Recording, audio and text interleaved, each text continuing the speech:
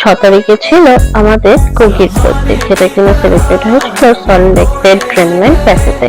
আমরা দৌড়ে দৌড়ে রাস্তা পার হয়ে পৌঁছে গেছিলাম ক্যাফেটাতে। আর এই যে আমাদের বার্থডে গার্লকে আদর করে কেকটাকে নিয়ে আমরা উঠে গেছিলাম সিঁড়িতে ক্যাফেটায়, যেখানে হচ্ছিল সেলিব্রেশন। আর খুব সুন্দর করে সাজিয়েছিল। আর তারপর এই বাটারফ্লাই জিনিসটাকে খুব ভালোই লাগছিল। আর এই যে চলে কুকির একটা ফ্রেন্ড, তারপর আমরা সিমিলার স্যুপ, 4 রকমের স্টার্টার্স, আর তার সাথে নিয়ে নিয়েছিলাম আমরা একটু ভার্জিন মজিটোটাকে আরেকটা ফ্রেন্ড চলে এসেছিল রবির। আর দেখে দেখো কি এক্সাইটেড হয়েছিলেন রবি। আর তাকে আদর করে শুরু হয়ে গেছিল আমাদের কেক কাটিং টাইম।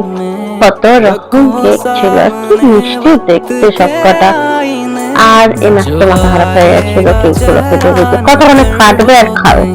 তারপর কেক কাটিং হয়ে গেল আর আমরা শুরু করে